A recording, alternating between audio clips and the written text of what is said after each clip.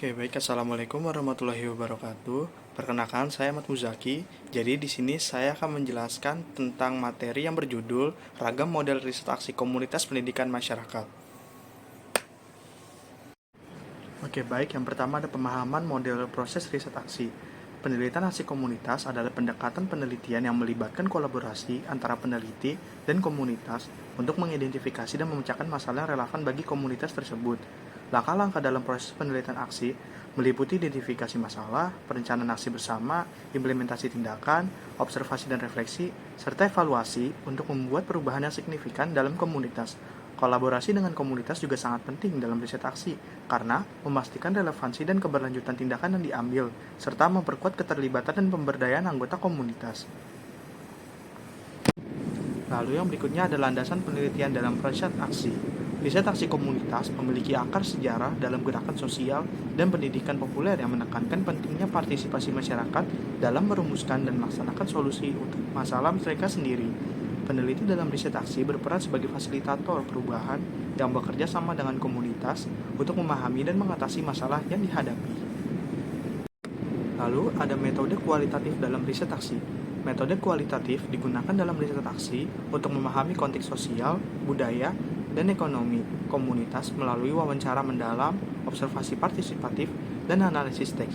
Contoh penggunaan metode kualitatif dalam riset aksi termasuk pengumpulan cerita hidup, analisis narasi, dan pemetaan sosial untuk memahami pengalaman dan persepsi anggota komunitas. Lalu ada metode kuantitatif dalam riset aksi. Metode kuantitatif digunakan dalam riset aksi untuk mengukur dampak tindakan yang diambil dengan pendekatan statistik dan pengumpulan data kuantitatif.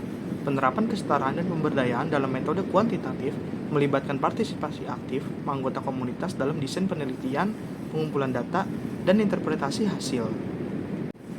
Lalu ada pendekatan metode campuran dalam riset aksi. Pendekatan campuran mengintegrasikan metode kualitatif dan kuantitatif untuk memperoleh pemahaman yang lebih lengkap tentang masalah dan solusi dalam konteks komunitas. Keuntungan penggunaan pendekatan campuran termasuk validitas triangulasi, mendalamnya pemahaman, dan kesempatan untuk memerangi bias. Lalu ada metode riset aksi partisipatif atau PAR. PAR melibatkan partisipasi aktif anggota komunitas dalam semua tahap penelitian, dari perumusan masalah hingga evaluasi hasil. Contoh PAR yang berhasil mencakup proyek-proyek pemberdayaan masyarakat yang telah berhasil meningkatkan partisipasi dan kemandirian masyarakat dalam mengatasi masalah mereka. Lalu yang terakhir ada evaluasi dan refleksi riset aksi.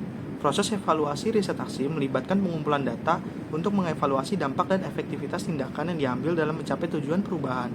Refleksi berperan penting dalam memperbaiki proses riset dan memperkuat pengaruhnya dengan memungkinkan peneliti dan komunitas untuk belajar dari pengalaman mereka dan mengadaptasi strategi mereka sesuai kebutuhan.